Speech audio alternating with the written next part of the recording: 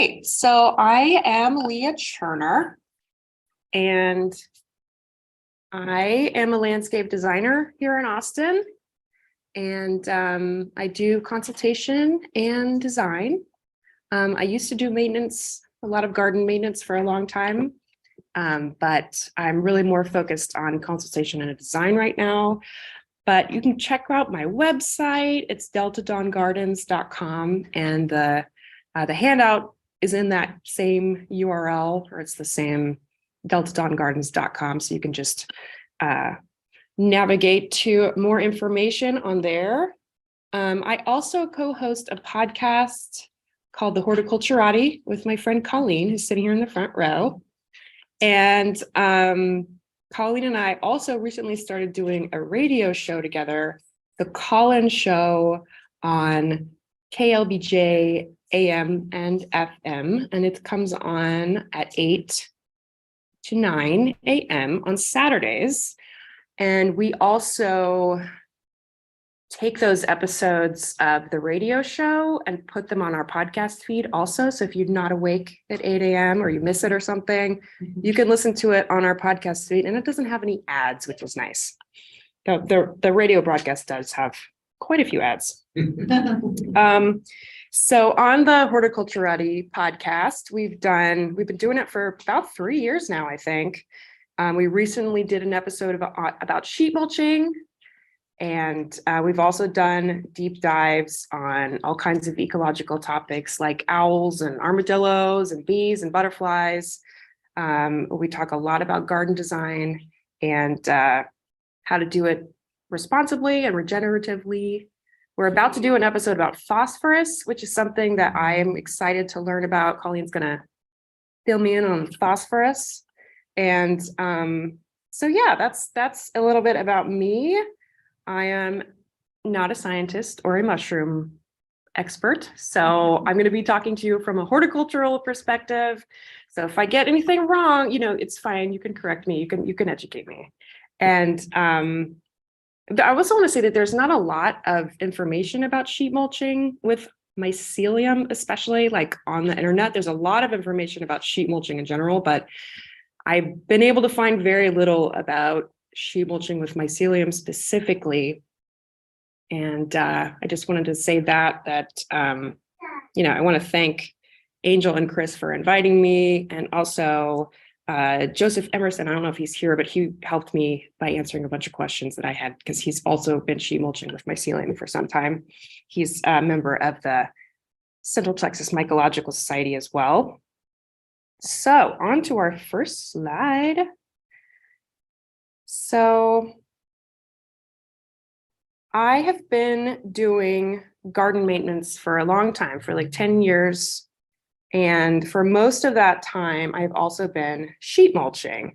But it wasn't until I did a permaculture design course in 2017 that I learned about mushrooms and learned that you could put mycelium into your sheet mulch. It just really hadn't occurred to me before, and it was a really cool experience. The mycologist Daniel Ruiz came out and did a mushroom propagation workshop, and then the next day we did a big sheet mulching project, and we just put tons and tons of mushroom blocks in the mycelium, and then they fruited. It was really cool.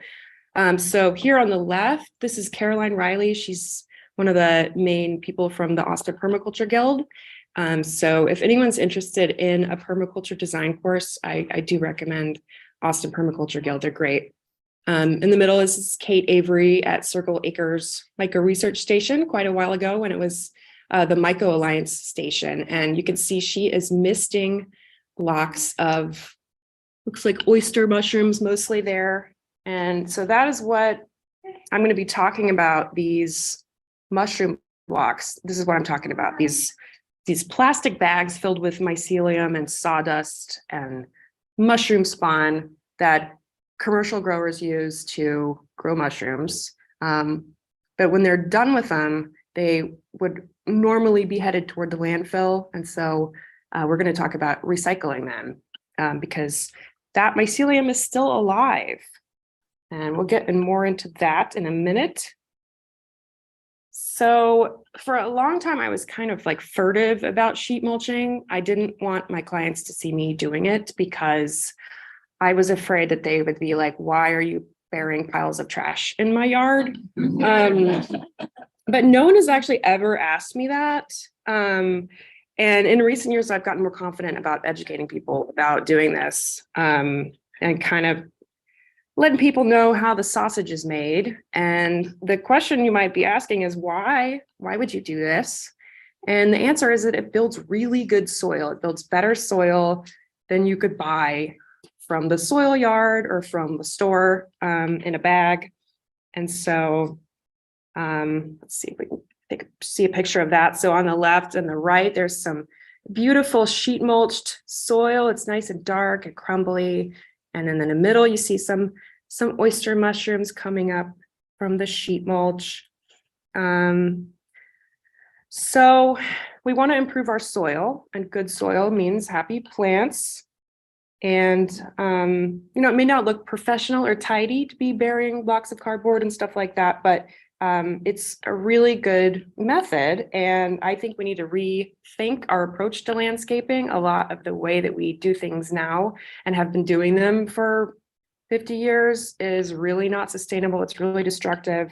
And I want us to kind of think about slowing down and working in ways that are regenerative, that sequester carbon and support local ecology.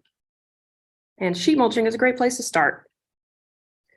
So, show of hands, how many of you have ever sheet mulched before? Awesome. How many of you have buried mushroom blocks in your yard? Okay, so this is basically those two things put together. It's really not that complicated. Let's start by defining some terms. And this is just a picture of some happy plants in a yard that was sheet mulched. So what is sheet mulching? Sheet mulching is a no-dig, no-till method of building garden beds. And what you're going to do is you're going to use thick layers of organic matter to block light to unwanted plants. And eventually those layers of organic matter will decompose into new garden soil. So instead of removing the unwanted vegetation that you have, you're just layering materials on top and letting those compost in place. So it's similar to like regular composting, but instead of putting your materials in like a vertical pile, you're kind of laying them out in a horizontal fashion. And it typically involves the use of free or near free materials that you can convert from waste streams. And that's awesome.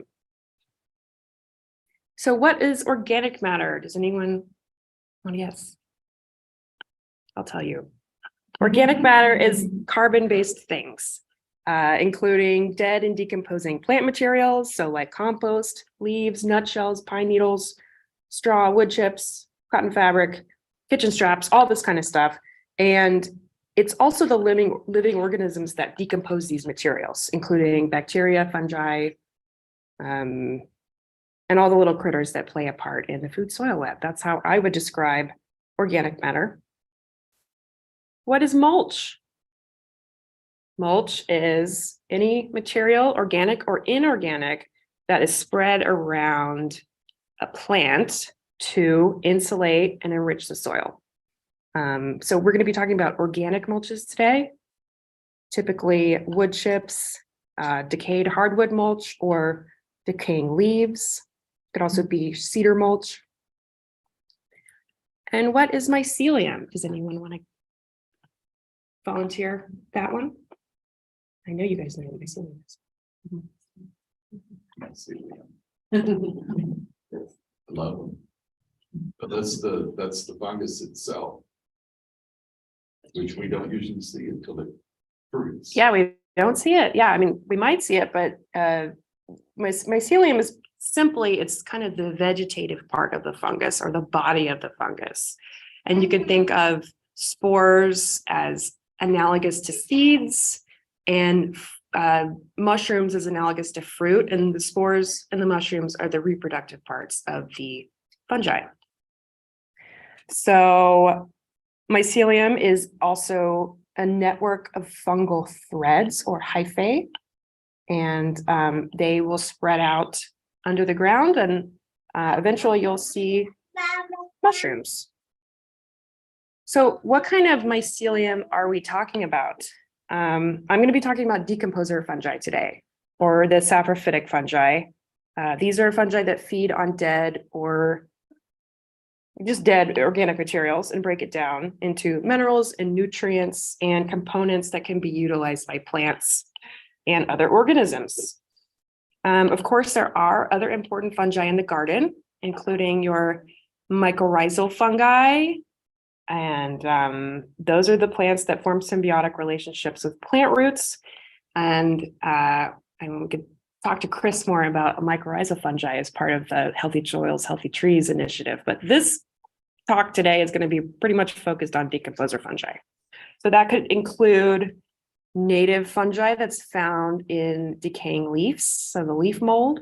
And that could also be culinary or medicinal mushrooms that you intentionally put in your garden. So we're going to have, I believe we have mushroom blocks to give away today, right? Yes, we do. Okay, awesome. So you guys will see those, take them home, and you'll be, you'll know how to do this with those. So it's usually going to be oysters, lion's mane, king trumpet sometimes. Oysters are really easy to use. So good.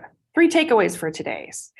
So my first takeaway is that the purpose of sheet mulching with mycelium is to improve the health of your soil and therefore your plants. It's not necessarily the best way to grow a lot of mushrooms that you can eat, but you can grow mushrooms that you can eat. It's not the most effective way, and that's not really our point here. Our point is to improve the health of the soil so that the plants are happy. Second takeaway is that the best way to avoid undesired vegetation, weeds, is to densely cover the ground with desired vegetation. And we'll get way more into that. And finally, I want you to work with what you have. There are a lot of recipes for sheet mulching on the internet, and there are people right now arguing on Reddit about the best way to do it. And there are people that tell you you need to have rabbit poop and pasteurized straw and all this stuff. And it's like, where do I get that? So don't get too stressed out about like carbon to nitrogen ratios or looking for obscure things to put in your sheet mulch. The goal is to use readily available material that would otherwise be thrown away. We're keeping stuff out of the landfill here. So like, don't get too worried about it. And work with what you have. It's kind of like you do the serenity prayer, grant me the wisdom to accept the things I cannot change, the courage to change the things I can, and the wisdom to know the difference. That's my motto, like not just for sheet mulching, but for gardening in general. Like if you have clay soil, don't plant stuff that hates to grow if it has wet feet, things that if you have deep shade, you're probably not going to have a grassland, savanna, or wildflower meadow. You're going to plant things that are going to do well in the shade. If you have a slope in your yard, you don't have to flatten it out. You can enjoy and work with the benefits of having a slope. So same thing with sheet mulching. There's virtually no limit to the number of ingredients you can use. So just work with what you have access to. All right. So let's talk about more about why we want to sheet mulch.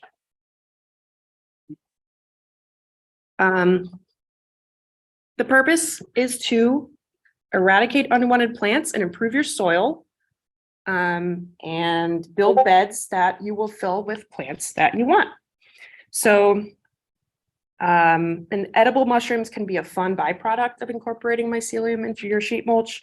But like I said, it's not the primary goal.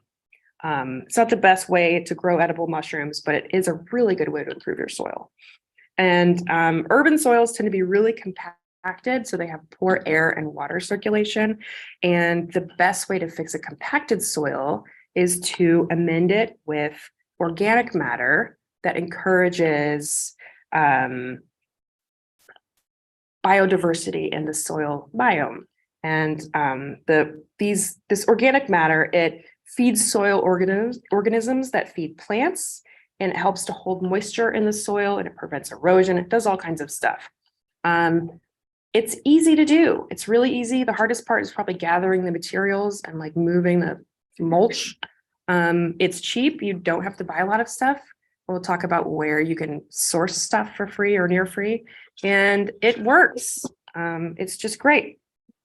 I've done it on Blackland Prairie heavy clay. I've done it on really, really thin Edwards Plateau limestone caliche. It works fine no matter what kind of soil you have.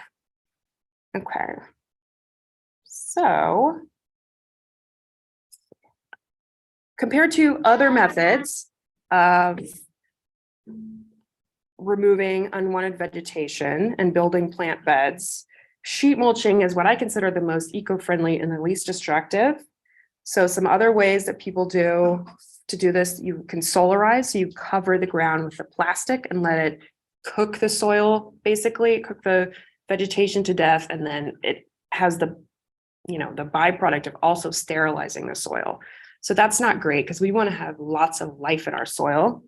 It's also really tough on tree roots because it gets really, really hot under there. It can kill Bermuda grass and stuff like that. It's really going to be tough on trees because those are some tough weeds to contend with. Tilling is another option. This disrupts millions of microfauna. When you till, you're chopping up all those earthworms and all that mycelium into little tiny bits, and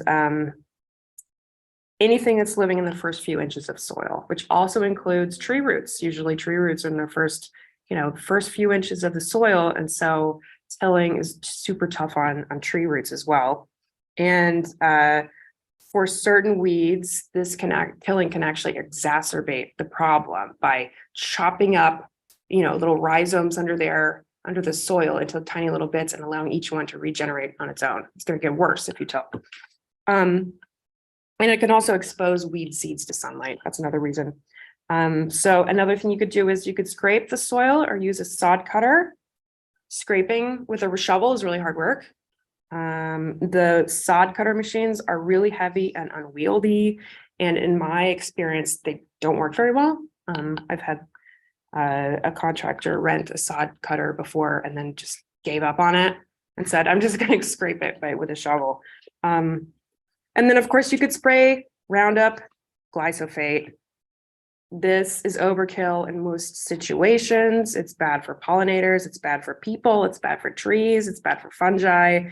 It's bad for anything alive, basically. So let's use glyphosate as a last resort. And, all of these methods have their uses in special situations, but yeah, I consider them to be a last resort. So here's a long block quote by the author Toby Hemingway in his book, Gaia's Garden, A Guide to Home-Scale Permaculture. So he writes that sheet mulching is one of the basics in the ecological gardener's toolkit. It's a method of eradicating weeds and building soil that needs no herbicides or tilling, both of which rupture soil ecology.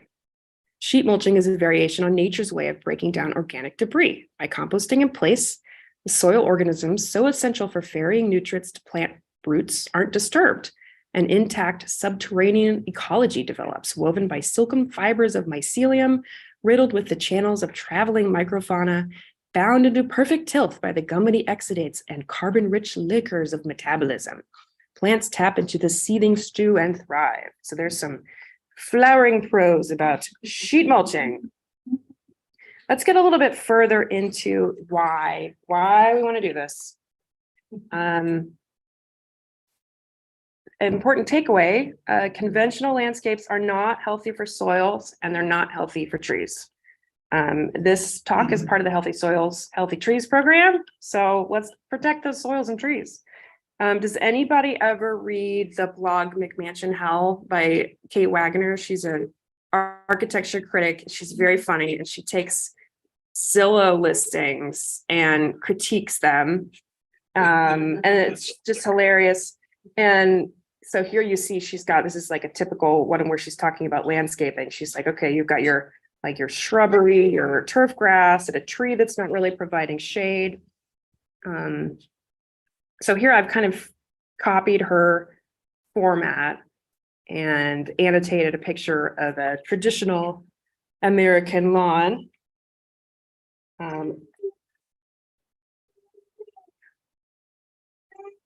It is dominated by a big lawn and a few trees, accessorized with evergreen shrubs close to the house, those foundation plants. And there's some annuals for color. And let's talk about what's going on here ecologically. So, first of all, the soils are compacted from frequent mowing. The grass monoculture is the dominant plant, and these kind of turf grasses are shallow rooted. So they need constant irrigation because they can't reach deep into the water table with their roots and pull water deep from the soil. So we have to irrigate with drinking water. Also, monocultures are weak because they lack the natural biological defenses of polycultures. So we have to use herbicides and fungicides and pesticides and all kinds of things that kill beneficial and bad organisms indiscriminately. And because there is little, like I said, well, I just said that, but because there's little life in the soil, we got to fertilize. Synthetic fertilizers like Miracle-Gro are really high in salts and they're extremely high in nitrogen. They have more nutrients than plants can absorb. It's like when you take those emergency packets, you are going to pee 99% of that vitamin C out because your body can't take 1,000 milligrams of vitamin C at once. So the same way it happens with fertilizers. The plants don't take up most of the nitrogen, and all of that nitrogen runs off and it ends up in our streams and our waterways and our lakes, and it causes all kinds of problems like the toxic algae blooms in Lady Bird Lake that are really, really hurting a lot of wildlife and people's dogs. They won't let the dogs swim in Lady Bird Lake anymore because there's so much algae in there that is caused a lot of the time by algae blooms that are caused by nitrogen runoff from fertilizers. So again, above the ground, there's very little benefit to wildlife here. There's no nectar sources or host plants for pollinators. There's nowhere for little lizards and toads to hide. There's very little food for birds happening here. And just FYI side note, nesting birds in the spring need to eat tons of insects, especially soft-bodied insects like caterpillars. And so a lot of baby birds can't digest the chitin in hard-bodied insects or birdseed. And so they are eating caterpillars as their main food source. And the parent birds are taking hundreds of foraging trips every day to get more and more caterpillars, because those baby birds in the time that they're nesting, they need a lot of food, and everyone's working to get those caterpillars. So if you happen to see a bunch of caterpillars on your mountain laurels or whatever, don't reach for the spray bottle, just let the birds eat them. That is a little soapbox from me, but Doug Ptolemy is an ecologist who writes a lot about this, and he's a great guy, Doug Ptolemy. So also in the sea of lawn situation, this is not a good circumstance for trees. Constant mowing means that the roots of the tree, which, like I said, share the top several inches of soil as the grass roots, they keep getting damaged by the mower. And these trees are isolated from what we call the wood wide web, the network of mycorrhizal fungi that support woody plant roots, and that, these fungi that have evolved to partner with over millennia, So we want to have multiple trees in a garden to support those mycelia networks of mycorrhizal fungi. Finally, none of these plants are native, probably. So they're not going to be adapted to our climate extremes of droughts and floods and everything that we have, and heat. So we don't get to reap any of the ecosystem benefits of native biodiversity, in which the plants and insects and birds and other organisms all co-evolved to support each other. The low biodiversity means that the pests, bad pests can take advantage because there's no natural biological checks and it's just a broken ecosystem. So you have to add more inputs of water and store-bought chemicals to keep it healthy. And here's some critters in the ecosystem. You see the larva of a praying mantis there on the top left, a mushroom, a worm, cute little swallowtail caterpillar, and a bee and an owl. All of these guys have their role to play in providing your ecosystem with all kinds of benefits. And of course, we know that polluting the air with carbon dioxide is not good. Gas-powered machines like lawnmowers and leaf blowers, but also tillers and sod cutters emit tons and tons of CO2 and other bad noxious chemicals. A 2011 study found that the hydrocarbon emissions from a half hour of yard work with a two-stroke leaf blower are about the same as a 3,900-mile drive from Texas to Alaska in a Raptor truck. And so what one of the writers in the study said, as ridiculous as it may sound, it is more green to ditch your yard equipment and find a way to blow leaves using Raptor. Ford Raptor. So that's, it's shocking because I didn't know that, I didn't know leaf blowers were that bad. The two-stroke engines, but you can get an electric leaf blower. They're fine. They're great. The battery powered ones. So, well, let's go back. Traditional lawns are objectively bad for the environment. And a lot of people have gotten this message. The city imposes water restrictions on us, they've increased the cost of water and had limits on irrigation mandated. So here's how a lot of people have proposed to solve the problem of thirsty lawns here.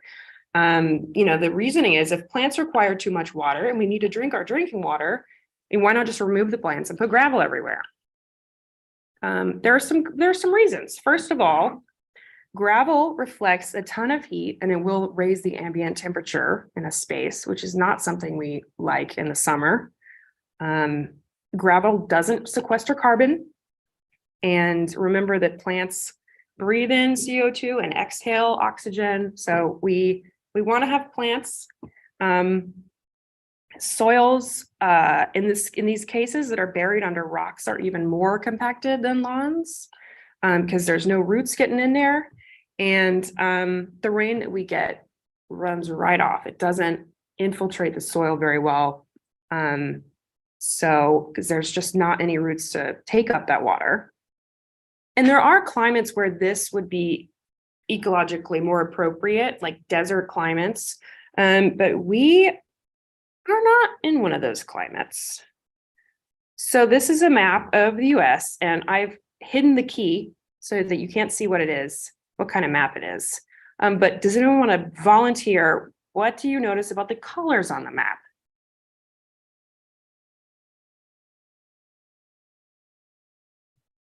There's some different colors, yes. The right side is the foresty parts and the left side is all this. Yeah, that's right. This is a precipitation map of the US. The western half of the US tends to be pretty dry, represented by brown, and the eastern half of the US tends to be pretty wet, represented by green. And there's a lot of overlap with forest cover there as well.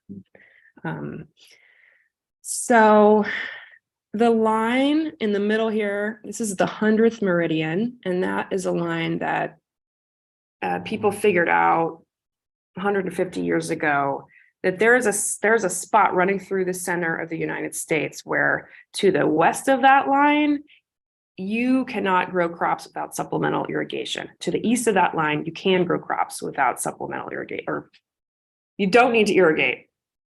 If you're on one side of the line, you do need to irrigate. If you're on the other side of the line, you're trying to grow crops. So we're right in the middle here. We're right basically close to the 100th meridian. We have about, we're about way in the middle of the average rainfall amount. So these are our numbers So you can see Phoenix gets about 9 inches of average rainfall, Los Angeles 14 inches, Austin gets 34 inches, which look at Seattle and Portland, like we're not that far from them. We just get all of our rain in like a few infrequent, torrential downpours, and they get like a little bit of rain every day. So, it's just important to remember that even though it may feel like we're in a drought all the time, we are not in a desert climate. Some people just like the clean look of having rocks, but believe me, this is not clean. It's really high maintenance. They have to be constantly weeded, and you are going to break a nail if you try to hand weed this. But what most people do is they just spray Roundup because they don't want to hand weed. And again, Roundup is toxic to humans and trees and soil biology and pollinators and fungi and everything. Here's a yard that I walk by a lot, and I've been taking pictures of it. This is like what my camera roll is like, you guys. It's like someone said, okay, let's put rocks down. And then, look what happens. They're not irrigating that. It's just from natural rainfall. And that's going to be really hard to clean that up without using some chemicals. So I like to think about Dr. Ian Malcolm from Jurassic Park, who said, life finds a way. That vegetative cover will find a way to return if you cover the ground with rocks. Side note about landscape fabric. I have a real bone to pick with landscape fabric. I hate this stuff. It's plastic that you put down and it degrades from sunlight over time, becoming a really, really good medium for growing weeds. And it's extremely hard to get the weeds out of there without just ripping it all out. Although landscape fabric, and it's also just unsightly. Here's a bed where someone's put gravel over landscape fabric and it just looks bad. It also impacts the soil and inhibits oxygen and water from getting to plant roots. So here's a picture of where someone had landscape fabric and I pulled it out, and then underneath that you've got this soil that is the consistency of frozen cookie dough, and just try planting in that. It's miserable. So don't use landscape fabric, please. Doesn't really suppress weeds at all. So I've said a lot of negative things so far. I've said, don't do this, don't do that. So what are we supposed to do? Well, let's just mimic nature. Let's look at some wildscapes here in our area. These are all pictures in Austin. We've got the Greenbelt, Spartan Creek Greenbelt. We've got a Circle Acres, Eanes Creek. There are plants growing on the, on every surface possible. They're growing up the wall. They're growing all over the ground. It's very, very densely vegetated, and that's just how it's supposed to be. That's normal and natural. So we're going to try to build beds that are densely covered with native plants, pollinator plants, edible plants, just plants that are useful, and plants that support ecology more than like a lawn. And as I said earlier, the best way to prevent unwanted vegetation is to densely cover the ground with plants you want. So, besides reducing your lawn, there are some other reasons you might want to build beds. Maybe you have a little side yard area that just is ugly and eroded and nothing's happening there. Maybe you want to plant a tree. This middle tree here, someone just plopped a tree into a lawn, and I think that tree is going to struggle because it doesn't have a lot of room for its roots to grow. And that grass is just going to come in and compete with the roots of that tree. And then also maybe you had storm damage. You lost tree limbs in the ice storm that happened earlier this year. And maybe you have a completely different light situation than you had before. You've got way more sun than you used to. Another good reason that you might want to sheet mulch to kind of redo your beds. And let's talk about a tale of two yards. I intended to cover up the house on the left. Wait, oh, here we go. Okay, that's what it's supposed to be. Forget you saw that. And I'm not trying to shame anybody here.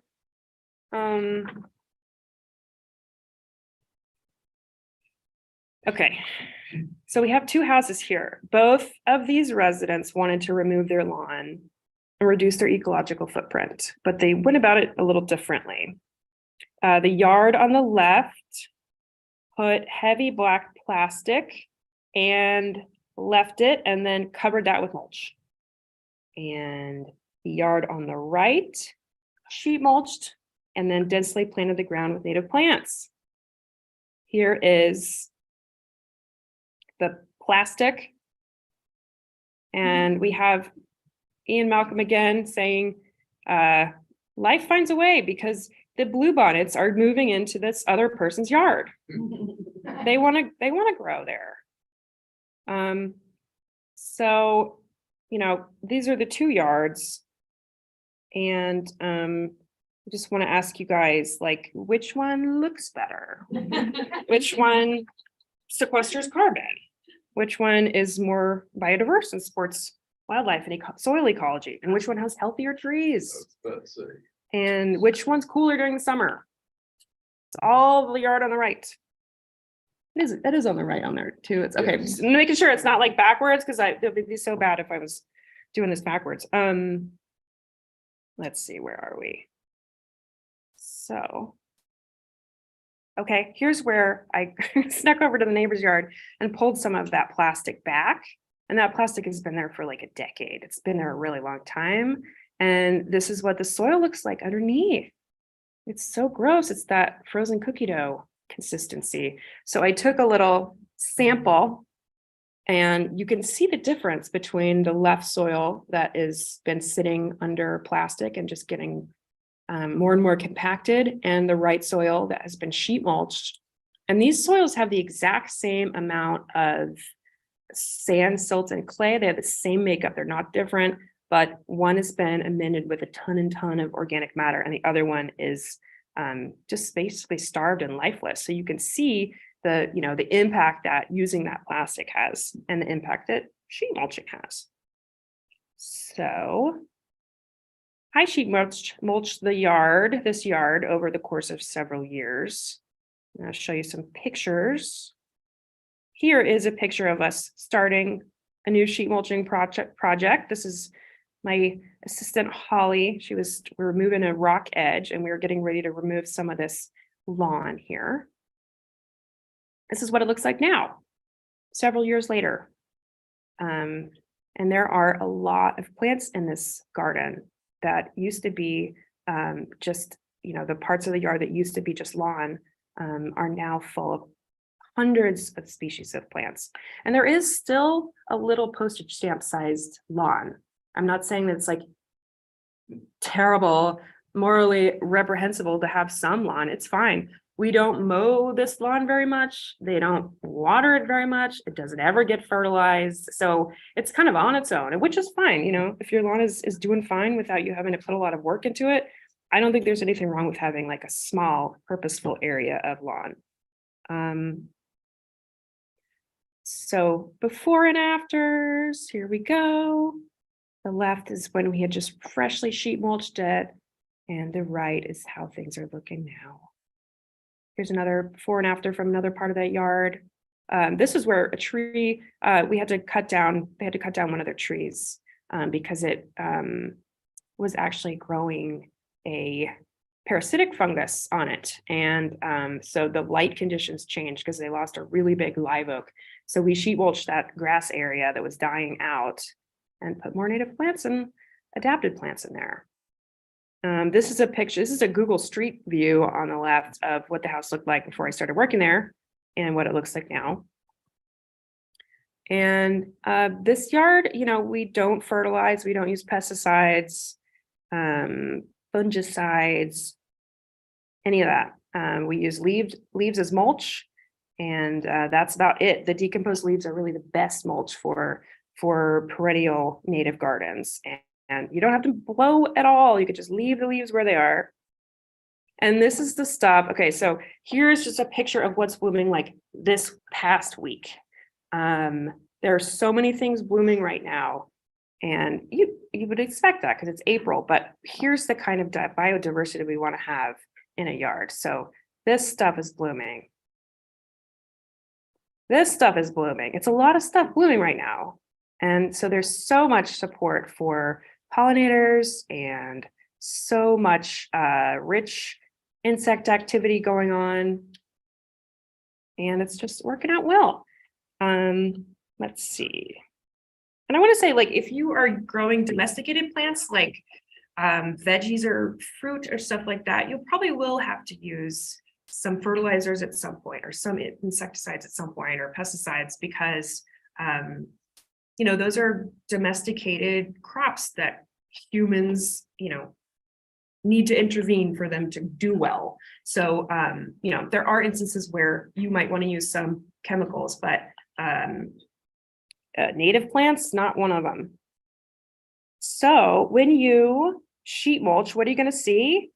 You're going to see a robust regeneration of the food soil web or soil food web. I'm sorry, I always get that messed up. But so all of the organisms that feed the soil are going to come back, and you'll see, you'll see pill bugs and worms and mushrooms, all kinds of stuff. You might also see armadillos. Our little armadillo friend has a cowboy hat on, and armadillos love to dig in sheet mulch, which is just kind of, you just kind of have to deal with it. They also are one of the only predators of fire ants. So armadillos can be obnoxious, but let's just learn to live with them.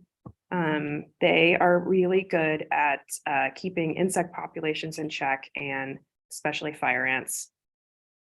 Okay, so we are going to watch a video right now, and then we're going to talk about how to sheet mulch. But I wonder if anyone needs like a break. Like, does anyone need to take a little bathroom break or something? I guess people are getting a little. That's a good idea. Okay, let's do that. And then we come back 5 minutes. I will play this video for you. The jasmine start, I guess, I thought I saw the left-hand picture of the left. Let's go back. The last picture you showed. There, is that like star jasmine? That's Asian jasmine, unfortunately, and poison ivy. You can see the poison ivy in there too. This is what I'm dealing with. Oh, right gosh. now at my daughter's house. It's probably 30 years Mhm. of that stuff accumulating. Yeah. Well, and right now, there's also a Japanese honeysuckle. Mm. So we've had sheet mulching. You heard of it because the poison we burn. Yes. Yeah. And it's rolling up sheet, you know, and there was lots of good leaf, decomposed leaf. But then we got. It's got poison ivy in it. Poison ivy, and so we've covered some just. Vines were about that thick, compressed it, and I put mushroom blocks in there, hardwood, dumped a bunch of hardwood mulch on it, see what happens. Oh man, I hope it works. I I hope it works. do too. I mean, that, Most of it, we peeled the stuff off. yeah, You know, it's just a really good way to do it. but there's just too many, poison ivy leaves, and the vines are down those vines, so rolling it up, and I guess if we use a cultivator, potato rake, pull it back, and snap, and then just lay that part down. But the jasmine, I think, which is root from leaf nodes, if you haven't dropped Yeah. them out in the sun, I think it'll just start growing back. That's what worries me. Yeah, I mean, if you put down enough cardboard though, it won't be able to get light to it, you know. That's what we've done in the test area about cure the wall and, you know, about 10 to 12 feet long, seeing how that works. Yeah, but I feel for you with the poison ivy in there. It's like, I don't want to get in there. Yeah, I mean, it's We tried to find. dangerous. Somebody with a big commercial mower, you Mhm. know, to pay them. Mow it, Well, and then go back after a couple of days with all the poison ivy. yeah, there's a guy, okay, there's a guy in town named Luke White. And Luke White, and he has a company called Magnum PIV. So just Google Magnum PIV, and he does poison ivy removal.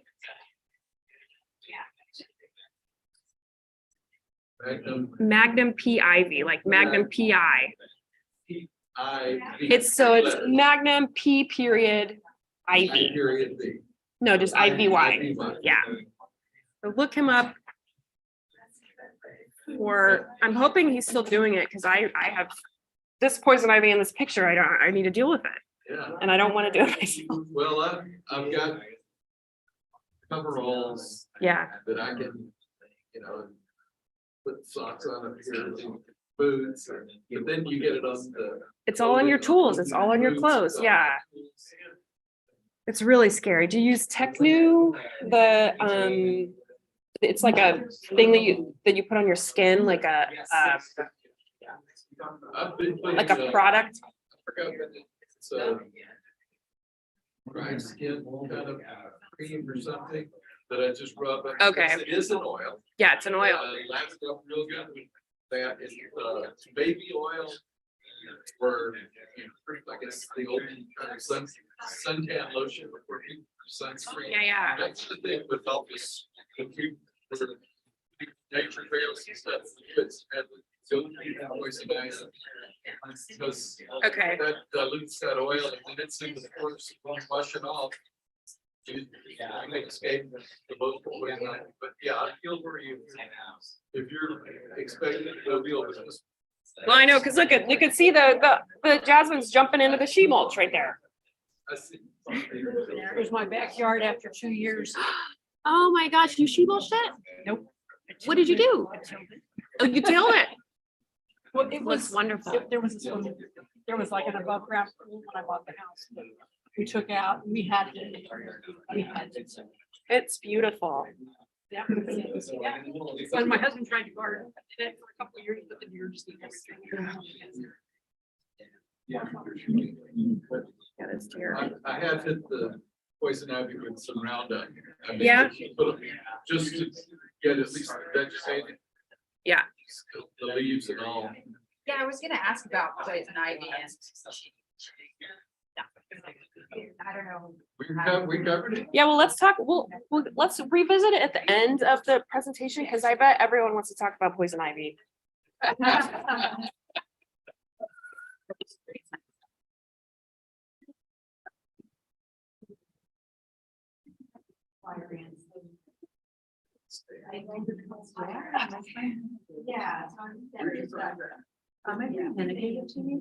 I'm happy to hear about that. I just saw.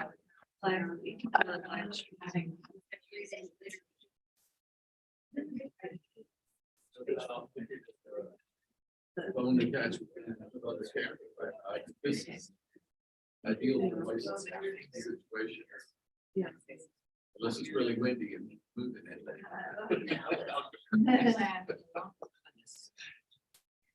All right, are we back? Anybody not back, please say. Yeah, if you're not here, let us know. There we go. All right, so we're gonna watch this video that Angel filmed for the Mycology Society of me doing a little sheet mulching demo in her yard. And let's just see if this works.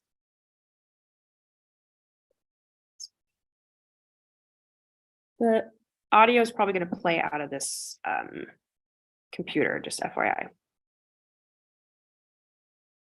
Hello, I'm Leah Turner, and I'm going to do a little demonstration for you about sheet mulching with mycelium. Oh, wait, what? It's not, it's like. It's not. It off. So maybe just take it out of full screen mode. Like, Oh, okay. Peek at the YouTube out of I don't full know. screen. Let me just see what I can do here. I don't know what all this stuff is. I could also just put the I could put the video on the, oh wait, is that better? Yeah, I think we just play it like this. Everybody can see it fine, right? To reduce your turf farming and build native plant beds. So sheet mulching is basically a method of composting in place. It's also called lasagna composting sometimes.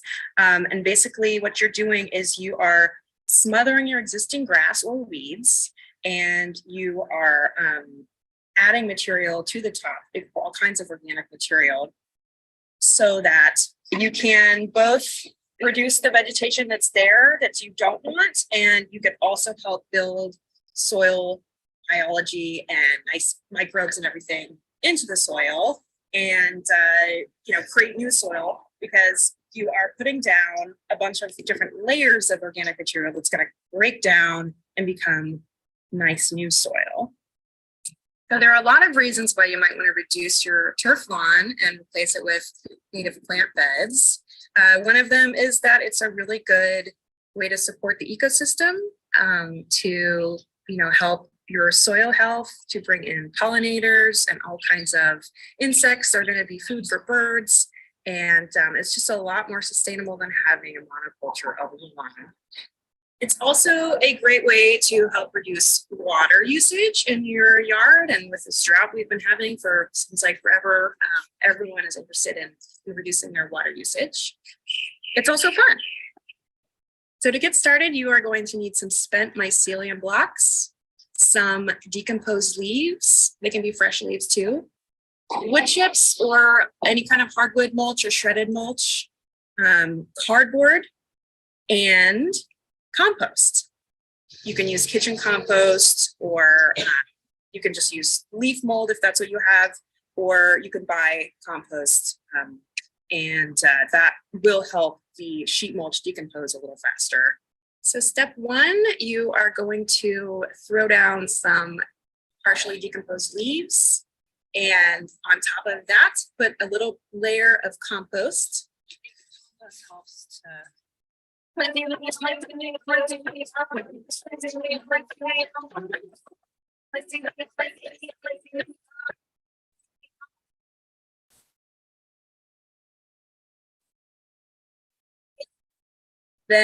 the next step is going to be adding the cardboard. Before you put down the cardboard, it's a really good idea to take the tape off if there's any plastic tape on there. All right, then on top of our cardboard and our mycelium layer, we put a little bit more compost and then cover the whole top with wood chips or any kind of hardwood mulch. Then after that, after you get your whole sheet mulch area done, then you can add some seeds, and you can also add plants. And one easy way to get the little plants in there is just cut a hole in the cardboard and make sure that the plant is actually touching the soil rather than just trying to plant it in the sheet mulch. You really want the plant to be under the sheet mulch and being able to reach the soil. It does take a while for your sheet mulch to break down.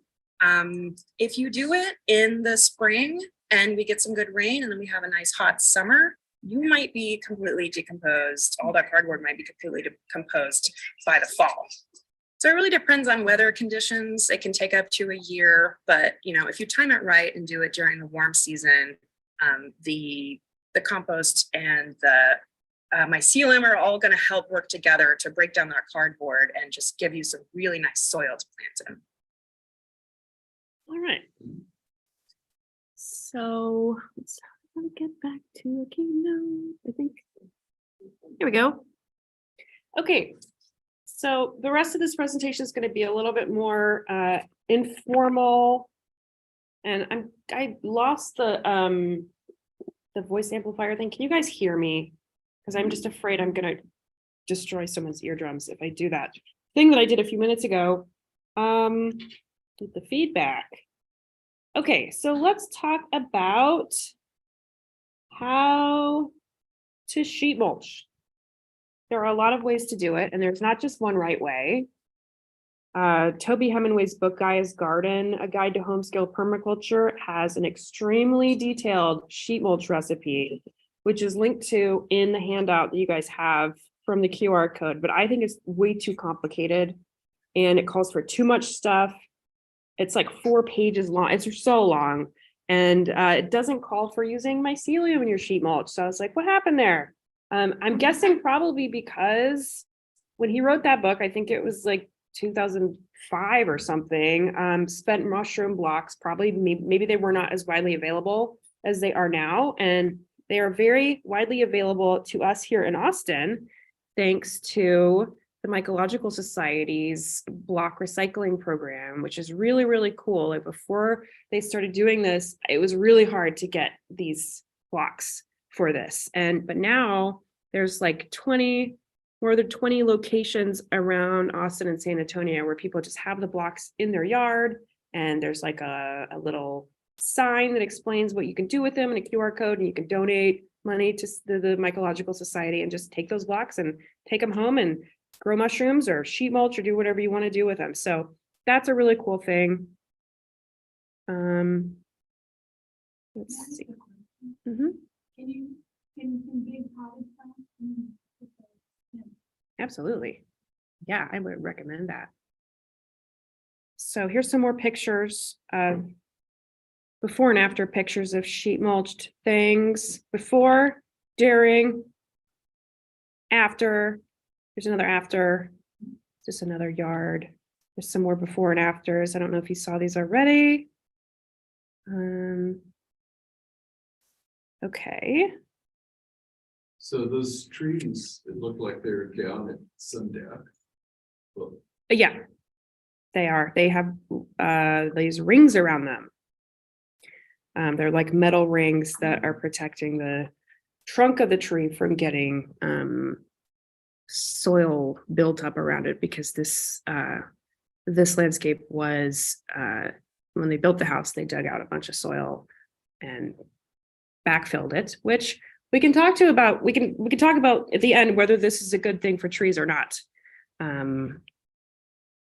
Okay. Better than piling several feet of soil on them, trunks for sure. Okay. So let's talk about oh wait.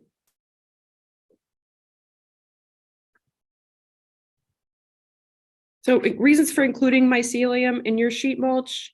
Urban soils tend to be bacterially dominant, as are soils that you buy from soil yards. And that's typical of disturbed soils. And we want to have a nice balance of bacterial and fungal life in our soil. So it's really great to add the mycelium. Also, decomposer fungi are the primary decay agents in the food soil web. Bacteria do play some role in decomposition of organic matter, but the fungi are the really, really main players, because fungi can travel across distances and they are able to grow. Their hyphal networks are able to grow in length and spread over and spread across distances, and thereby shuttling nutrients around. When fungi, of course, they help to distribute water and nutrients. They support other members of the soil biome, all kinds of good stuff. And also, by including the fungi in your sheet mulch, you can speed up the process of soil repair. The decomposition will happen faster because that cardboard and all that carbon-rich material is going to be like a really favored food source of these mushrooms. So it makes the sheet mulch go faster.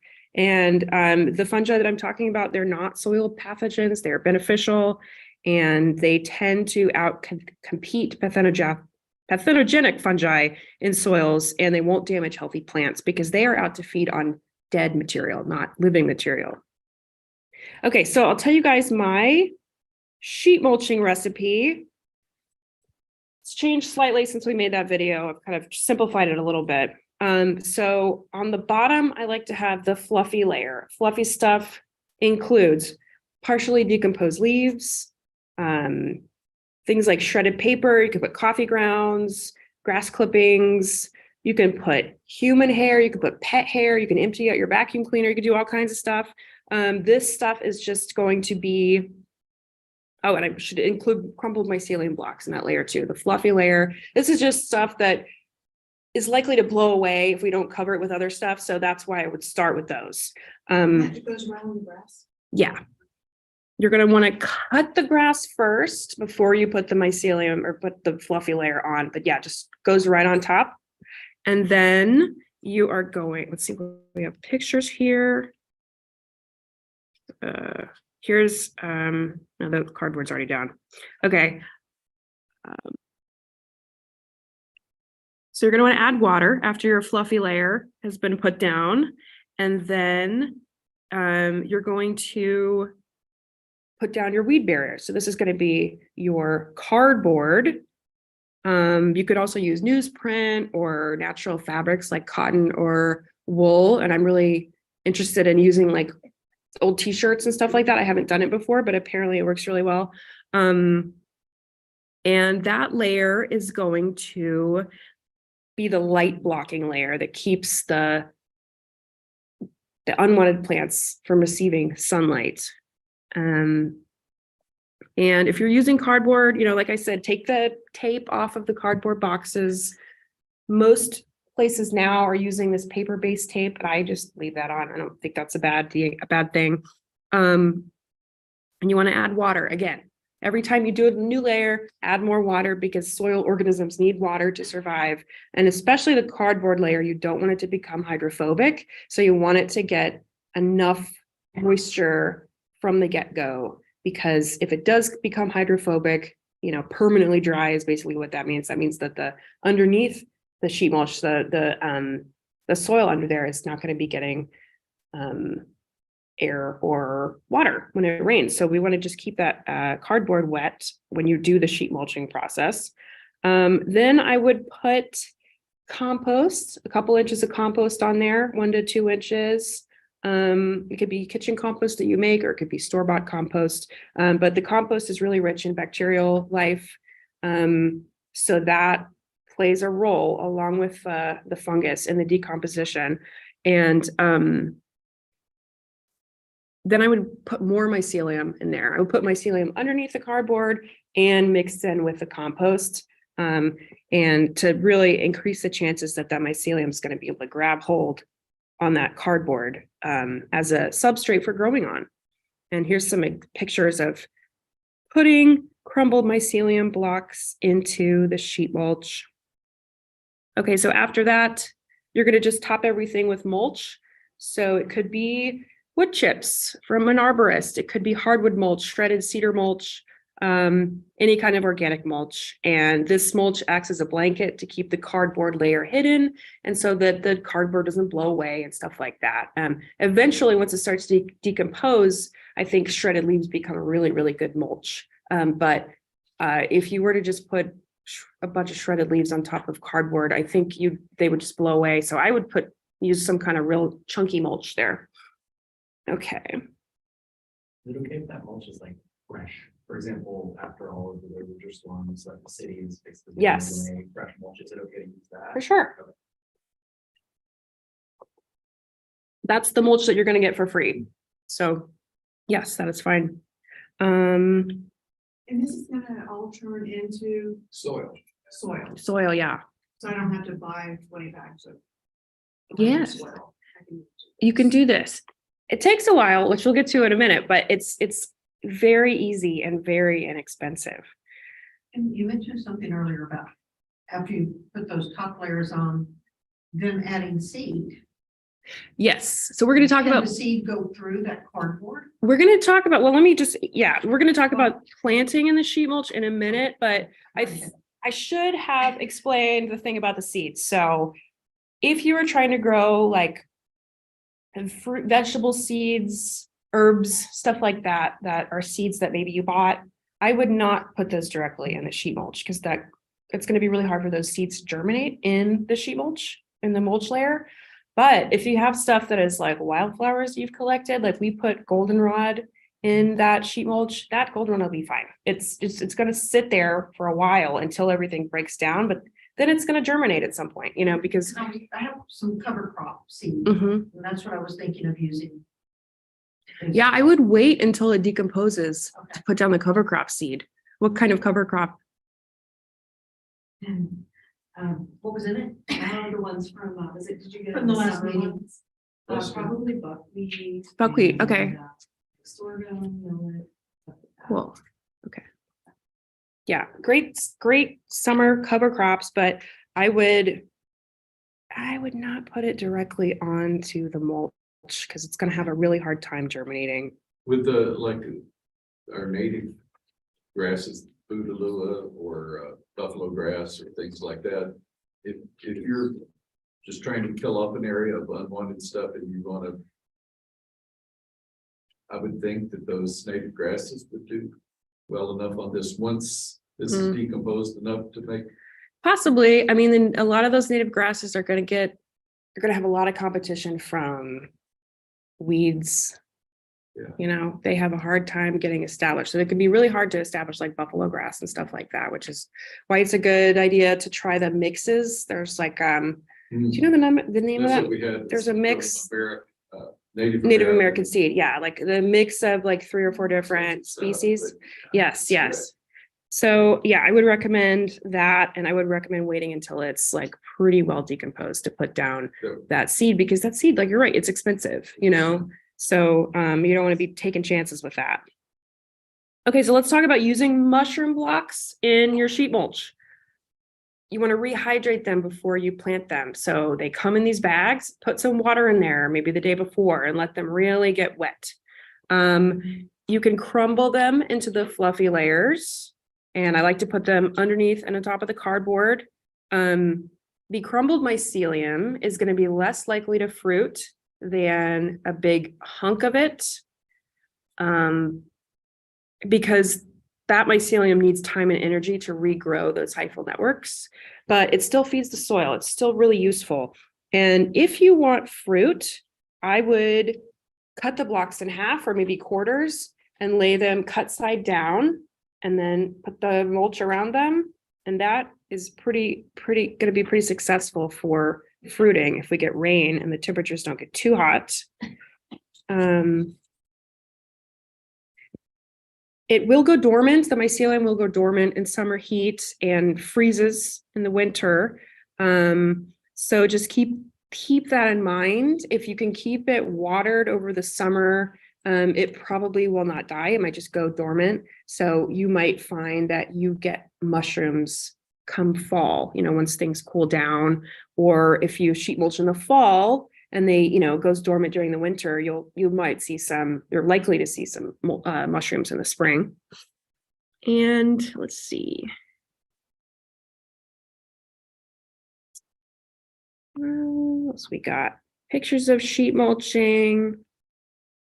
There's the mulch layer. We used hardwood mulch for this one. That's the bagged kind? Or is that what the city gives? This is bagged hardwood mulch. Yeah. So Okay, so here we have 2 ways of using the mycelium. You can crumble it up. You can even separate the layers of the cardboard so that the mycelium is on the more like corrugated layer in the middle, which I've heard is like easier to grow mushrooms on the corrugated part of the cardboard. I don't know if that's exactly right, but or you could just take the blocks and put them into like big chunks and stick them right in there, like I'm doing on the right here.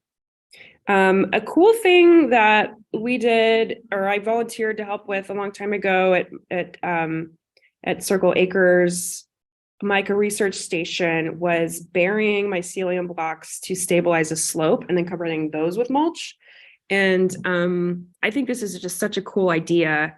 Using the mycelium blocks as kind of like a retaining wall that will eventually decompose, but can help to both stabilize a slope and make it less steep, you know, if you build it up like a retaining wall kind of, because eventually it will decompose and you're going to get a lot of mushrooms if you do this. Okay, planting into sheet mulch. I would say don't plant into your sheet mulch if you can avoid it. As far as at the time you put it down, give it some time to decompose. I would give it 3 to 6 months before you start planting. So I would say if you want to plant in the fall, sheet mulch in the spring, or if you want to plant in the spring, sheet mulch in the fall. And but no matter when you do it, adding mycelium is going to help the soil. Let's see.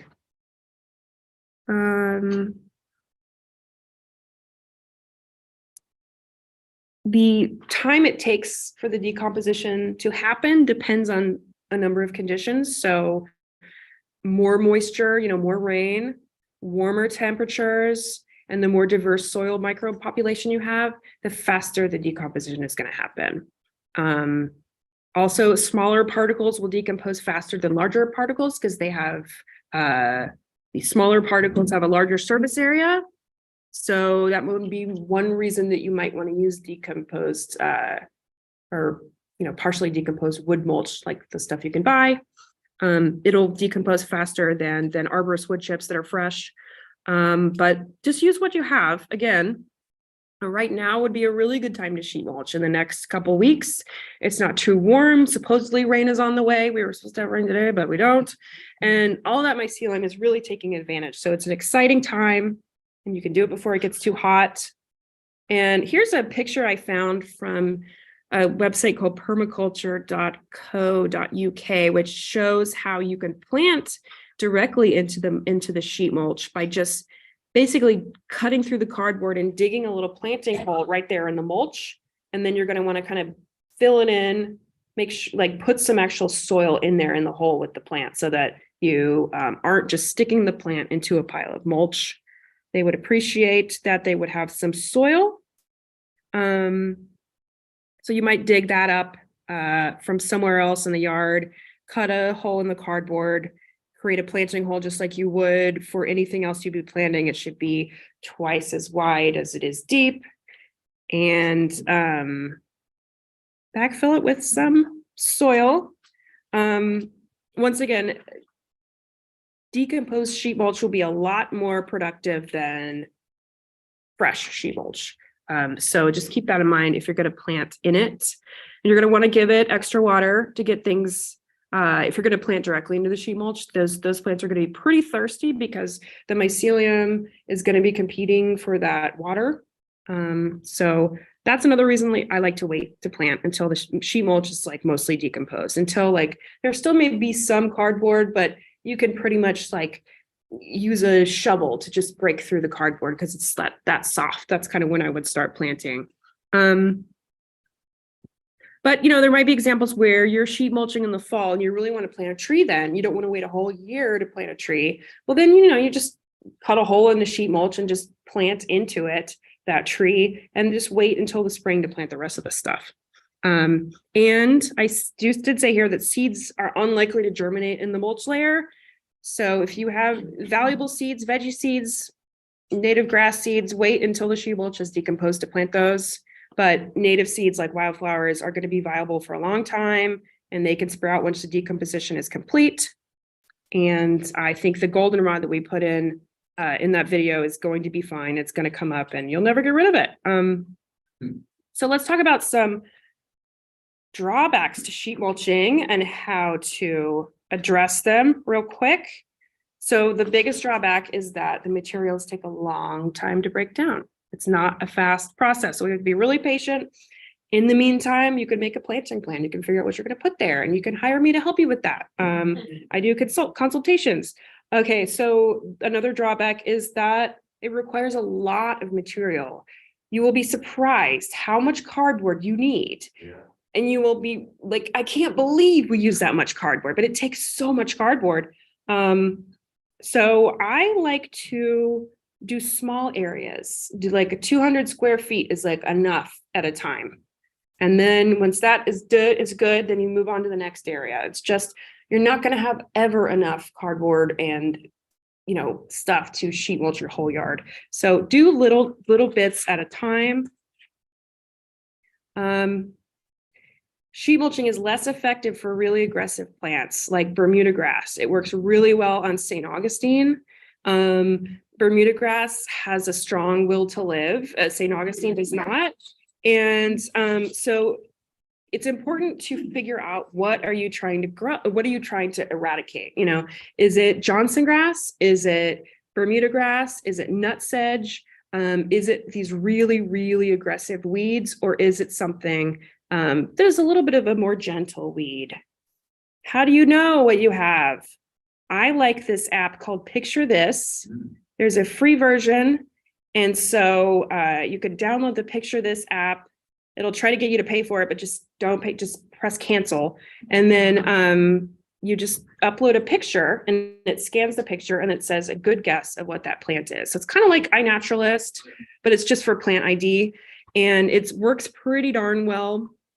Another thing you can do, if you have an iPhone, you can go to your camera roll if you have the latest iOS download, you can go to your camera roll and you pick a picture, you scroll up, and there'll be a little leaf and it says look up plant. You tap that and it'll say, sometimes it doesn't work, but it'll tell you what it thinks it is. So that's just another, it's not working for me now, but, oh, here we go. The equivalent on Android is Lens. Lens, yeah, LENS, if you have an Android. So in photo, swipe What up. is it on the app? It's, okay, so on the iPhone, it's in the Photos app in your camera roll. So.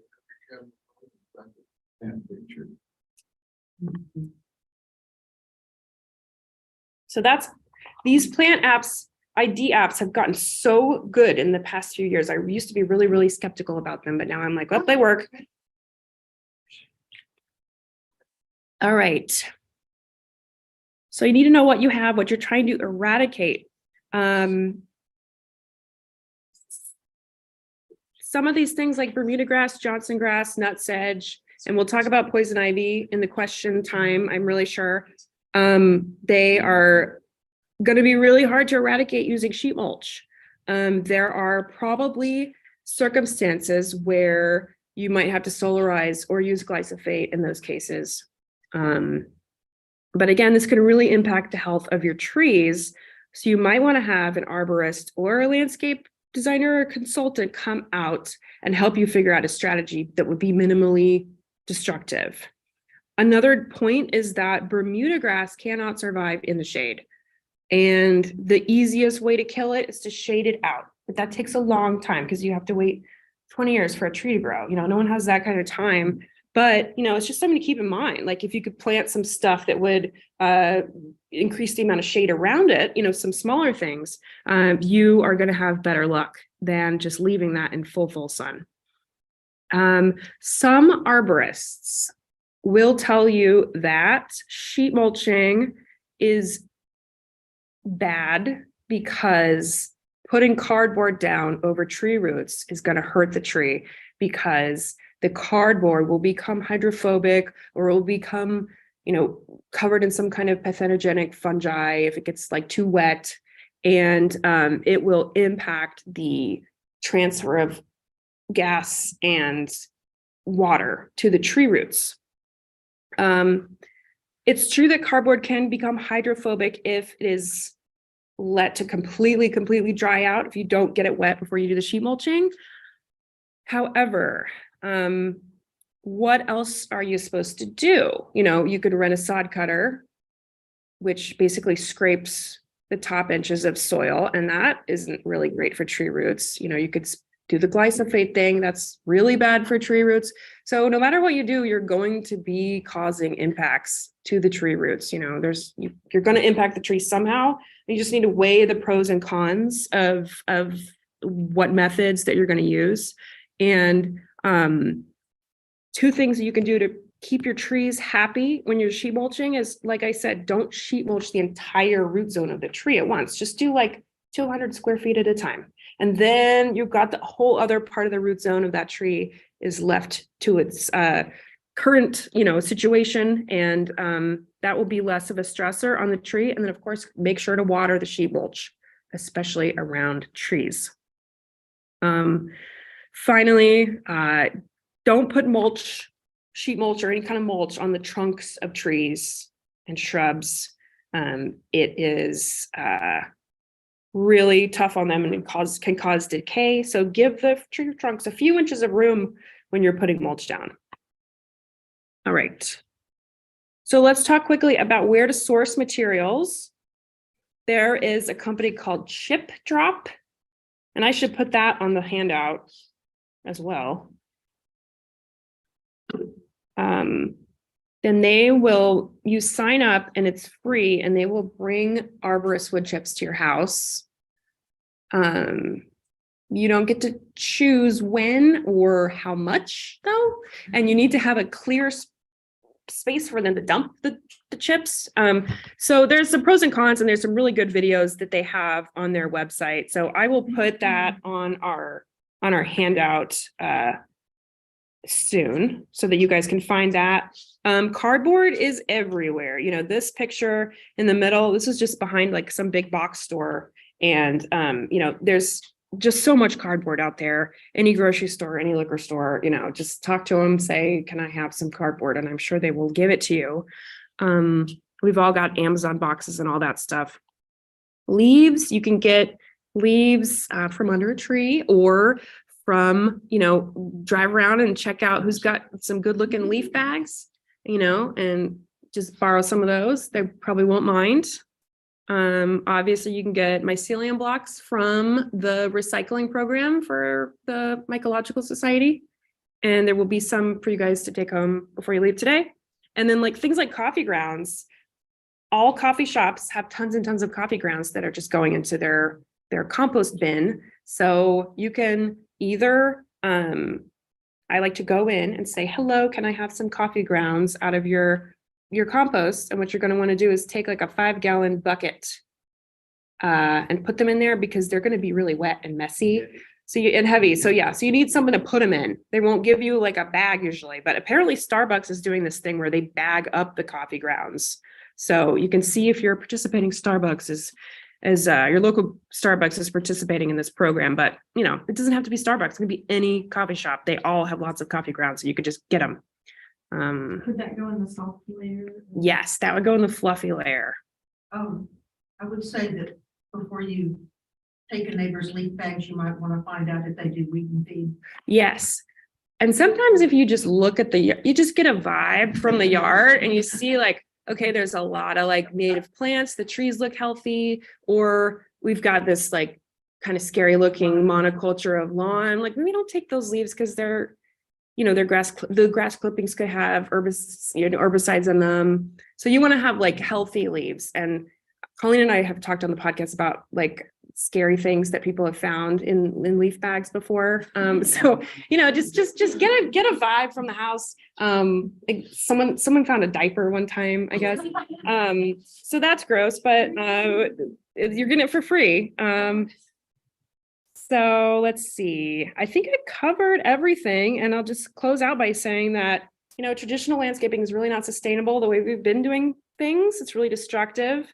And we need to start doing things that are regenerative and build healthy soil for healthy plants and trees, densely cover the ground so you don't need to weed or spray pesticides, and work with what you have. And I'm sure all of you are here because you care about environmentally responsible practices. And so I hope this is useful for you today.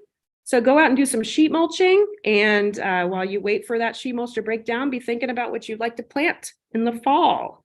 And if you get stuck, get in touch with me. I can help you figure out what to plant, when to plant it, how many plants you need, how to space and arrange them and all that stuff, and how to maintain them. So we are going to open it up to questions.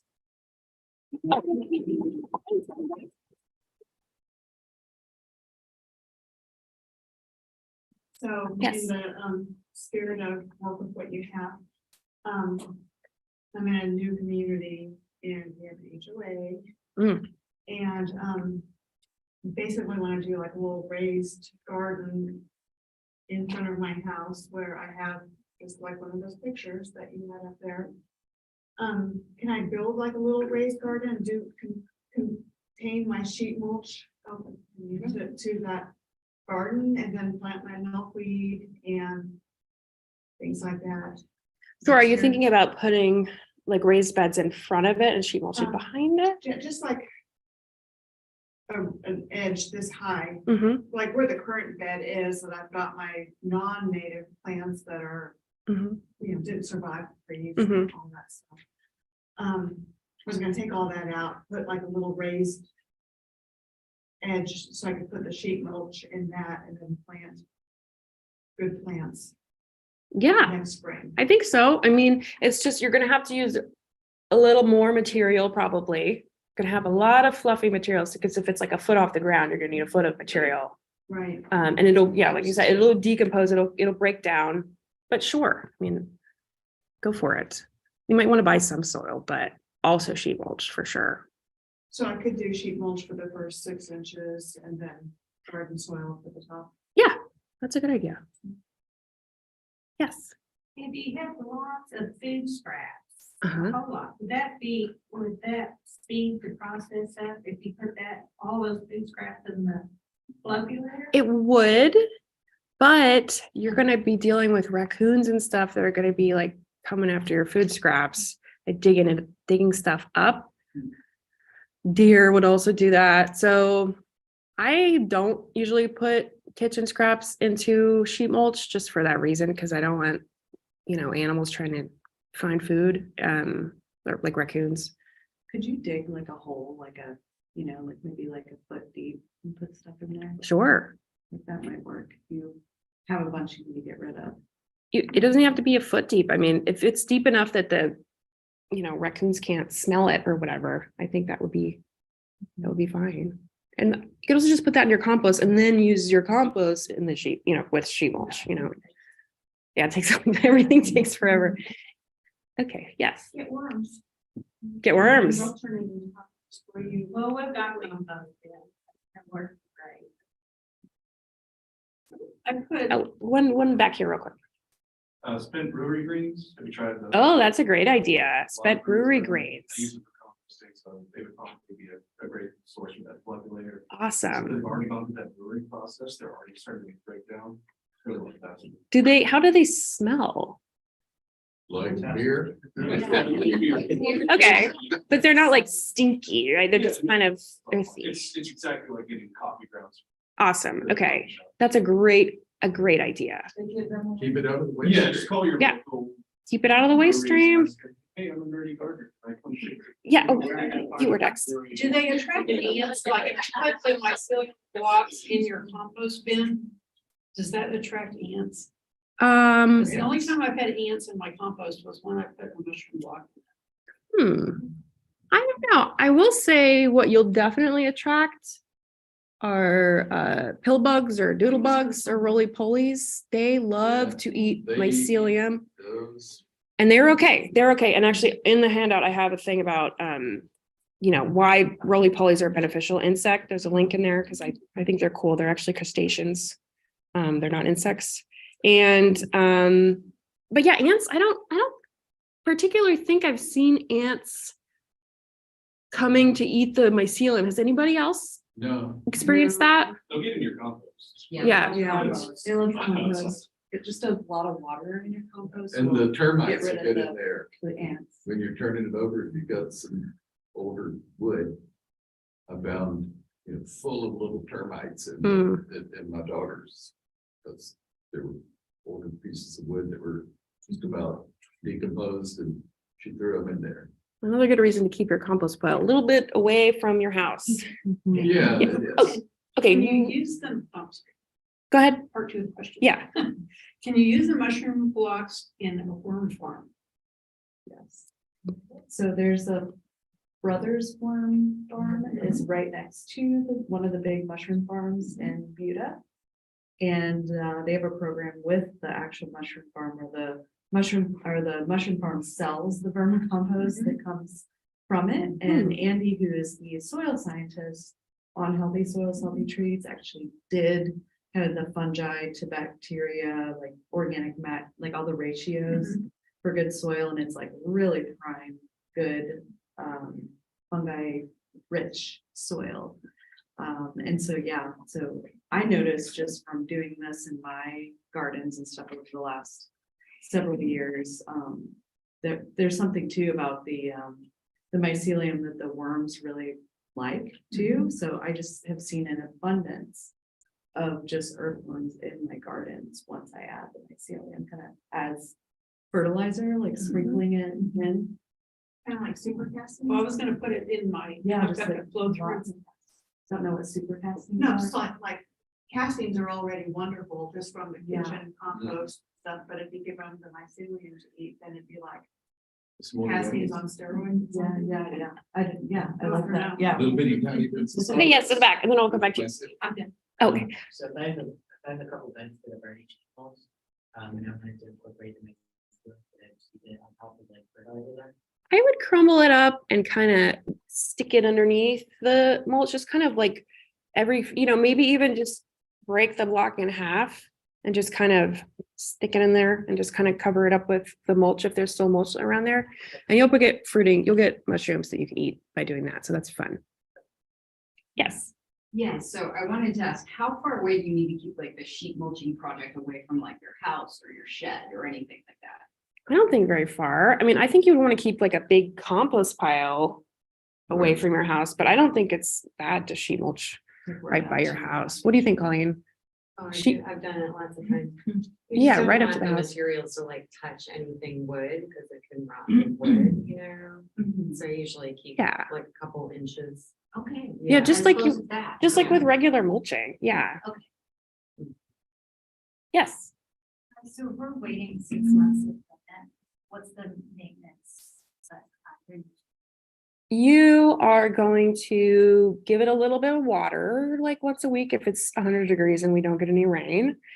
Just kind of hand water it. And also, if you start to see little weeds peeping up, you can always just add some more mulch to the top, but that's all you're going to have to do.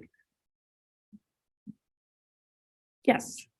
Are there any concerns with like dyes on cardboard? Oh, yeah. So I mean, ideally you would have just plain unprinted corrugated cardboard or whatever, but that's probably harder to find if you're going to a liquor store. Or Right. Home Depot or whatever, where they've got a lot of this stuff. So like, if you were going to like a recycling center, would you try to pull out the ones that are undyed or would you really worry about that? It depends on what you're growing. If you're growing things that are, it's going to be your veggie garden or something. Yeah, I wouldn't put any cardboard that has like dyes in it.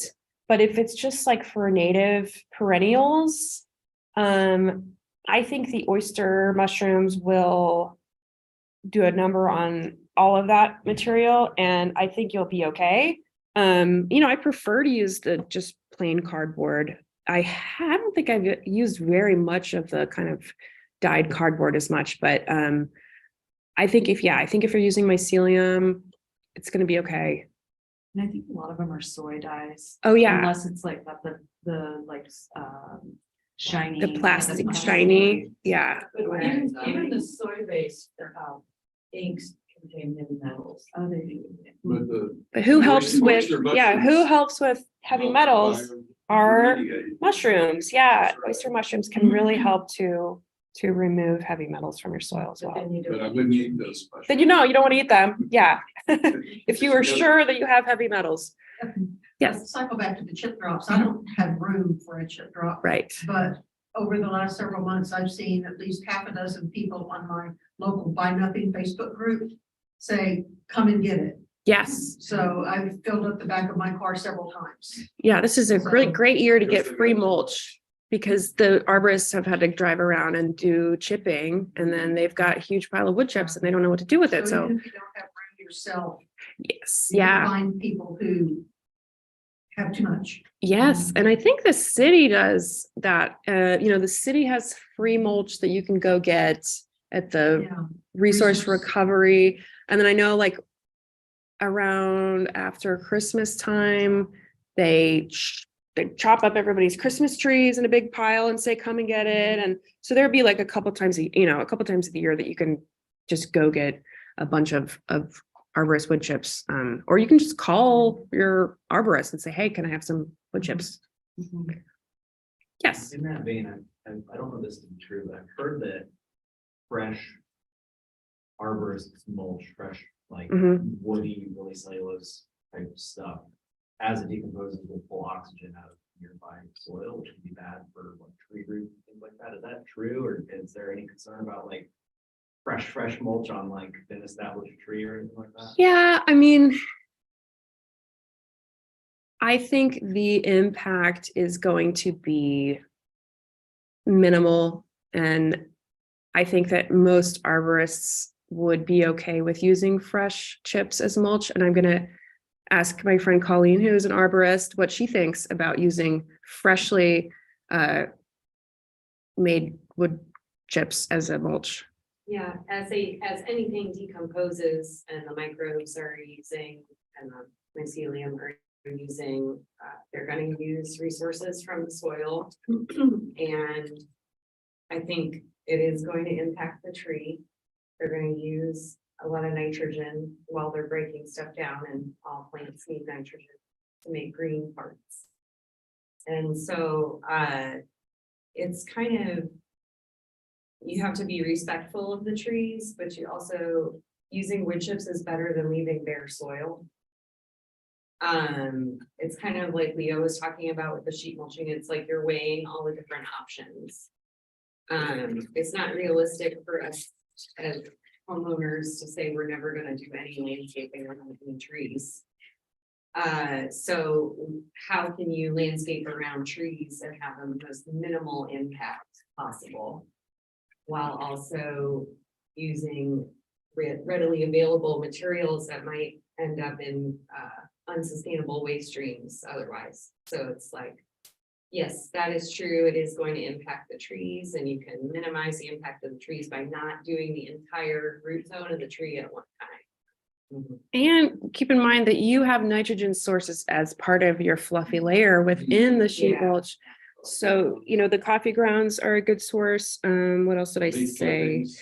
Yeah, grass Or clippings would grass be really clippings. good. Any, or weeds, just the weeds that you pulled out, those are gonna be a great nitrogen source. There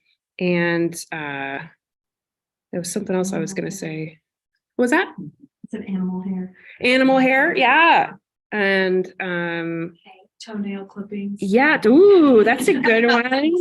But if you have the fresh wood chips, because we had some weedy ligustrum trees that Uh-huh. ended up chipping, and then mix that in deep layers in the compost pile with the mushroom. Where they were touching the mushroom block, it started breaking them down. Breaks them down and they'll start fruiting. Yeah, and so that might be a way to treat it. Get a pile of that, break up mushroom blocks, you know, wet it first, wet it again, and let it go for a few weeks. Shouldn't take too long to get. Yeah, it that's full a- of mycelium. That's a good, great that's a idea. good idea to use the mycelium to help speed that Yeah, 'cause decomposition especially process the along. Oyster mushroom. Yeah, hits that stuff pretty hard. Yeah, and also I forgot to say, if you guys have like some people have like ponds or water features in their yard, or even a bird bath, take the algae that's in that thing and put it in your sheet mulch, or, you know, put it in your compost, but use it in your sheet mulch. That's a great source of nitrogen. Okay, anybody else? Yeah, move on. Okay, yes. Do you know if the sheet mulching would work against the beggars ticks, beggars lice? I think it would. You don't think so, Colleen? Oh, I do think it would. Because that stuff is just, it's not that deeply rooted. That's why it's so easy to pull out. So yeah, I would just make sure if you're gonna like mow it or something, before you sheet mulch, I would say do it before it sets seeds, because you don't want to be mowing if it's already set seed, because then the seeds are going to get all over you. Don't wear wool. Don't wear wool. Yeah. Okay. Did you think of your question? Yeah. So you should just talk about like the various potential ways that we have attempted to do something like the sheet mulching, like the sod cutting, or like say, you showed solarizing as well. You said Yeah. each of these sort of has a niche instance where you would consider using it. When would you consider solarizing something as opposed to sheet? Probably to eradicate Bermuda grass, but still I would think long and hard before I would go that route, because it's pretty serious. You said it like controls basically all the microbiome in the soil and what. Yeah. Eventually it'll kill the Bermuda grass, but it'll also kill every other living thing in the soil. Yeah. Okay. Yes. Could you use the plastic mulch to kill ligustrum, like after you cut them down so they don't come back? The plastic mulch. Well, Like, the, you mean the solar. Oh, the solarizing. It'd probably just go around, you know, you have to solarize a big area, because those ligustrums are gonna figure out a way. Patch of ligustrums growing in the side yard. I've been trying to get rid of. Have you tried, are they really big, or are they They're still all- little? Okay, yeah, just cut them down, keep cutting them down. And if you girdle it, if you've got one of the trees, girdle it in spring. Yeah, you can girdle it, about yeah. this high. And then, it's gonna branch, it's gonna make, shoots all around the base. And cut those off a few times and it uses up what is stored in the winter, making those little shoots. If you girdle it too close, it knows it got cut down and it'll start root sprouts. Yeah. But I've been told that if you girdle it up 4 feet or 5 feet high, then it's gonna be sprouting on that part. It's easier to kill than, something that's 20 feet. up in the Sure. air. Yeah, and girdle is for everyone just girdling refers to kind of putting something tightly around the trunk of the tree that's going to cut off the tree's ability to use the cambium layer under the bark to transport So like sunlight a down hatchet and or water up. your shovel. You know. just cut- Yeah, you just cut the. Yeah, Works good on China berries too. shiny berries. Whew. Yes. In terms of resources for sheep mulching, years and we've mentioned probably before that we get a lot of it. So is it reasonable? There's tons of cardboard out there, but still, is it reasonable to sheet mulch with just wood chips and no cardboard, or is the cardboard good? It's a good question. If it is a sunny area, I would say that you want to use the cardboard as a weed barrier, because if you just put, actually, this is something that Colleen, we did the podcast episode about, and Colleen had a story where a long time ago she had put just wood chips and compost down, just a thick layer of it, and the St. Augustine grass that was under there traveled up and just started growing again. So it is important to have a weed barrier to block the light to the plants, unless it's like a super shady area and you've got a bunch of tree roots and stuff. In that case, I probably would leave out the cardboard layer because it's not really that necessary. But for sunny areas, yeah, you wouldn't block the light. Yeah. All right. Oh, Colleen has a question. I have also used, if you can't get enough cardboard to do what you want to do, you can use craft paper, like the bags. And that works fine, like several layers, so that works really good too. You can use junk mail. And It's a paper. they make these contractors, when they're either building a house or doing repair work, they have cardboard that's on a roll and they cover your floors because the workers. Oh, yeah. And if you've got a larger area that you need to do and you're not able, and it's amazing how fast you run out of cardboard when you start this, but you could buy a roll of that. That's true. It's not corrugated, but you could double layer it if you needed to. And I don't know, it's probably not too costly. I mean, Are you talking about brand board, like the? Yeah. Yeah. yeah, That can be. You avoid the dyes. And Colleen, when you say craft paper, do you mean like a little roll or like, or is it I guess I even a just mean roll? that kind of paper bag material. Oh, yeah. And I have bought rolls of craft paper before for jobs where I was landscaping and getting paid to do the landscaping and couldn't collect enough cardboard for it. That's craft paper, multiple layers. Yeah. I was gonna add that the mushroom farms, they store the blocks at the farms and these things. It's like a unit for shipping called a Gaylord. And it's a huge, large piece of cardboard, and it's like double cardboard too.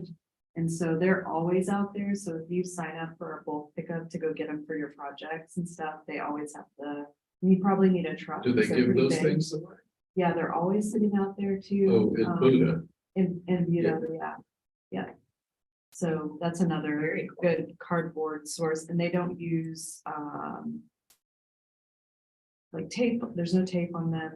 I think there might be staples, but staples. Yeah, remove the But, staples. I mean, they fill those things up with 10-pound mushroom blocks. And I mean, I just emptied one today for coming right. here to get those mushroom blocks. And it's been there for 2 months at least, and it's out in the rain and hasn't broken down. But it's just cardboard. It should work. Should work. Okay, unless we have any more questions, I think we're good. And yeah, if you guys think of something later on, you can email me. You can ask me a question on Instagram or via email. My email and Instagram are on those business cards. And feel free to take a souvenir pencil from the Horticulturati podcast. And that is all I have. Oh, yes. Oh, wait. Oh, okay. The question was about poison ivy. Usually if you have poison ivy, it's going to be growing with some other vines or something. So like you mentioned the Japanese honeysuckle, there's also the Honeysuckle along with the jasmine. Yeah, and everyone feel free to go unless you want to talk about poison ivy. And if you hang around, I've got a van full of mushroom blocks. Oh yeah, everybody get a mushroom block on your way out. Come out there. Awesome. Okay, so poison ivy. It is very hard to eradicate. I know for sure that it's kind of shallow rooted, so it's like easy to pull, but no one wants to touch it. So based on that, I would think that it would be sheet mulchable, like the beggar's lice or the wild carrot stuff. I think you could sheet mulch it. But unfortunately, it's going to be tangled with a lot of other woody stuff usually. And so it's hard to like sheet mulch on top of a bunch of like Asian jasmine that's like this thick, you know? Just almost level backyard, but then you go up the hillside, it's kind of undisturbed and like the woods. Yeah. And there's.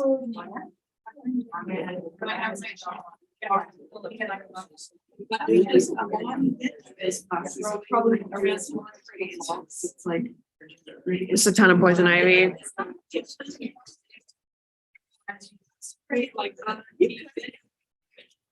But the main problem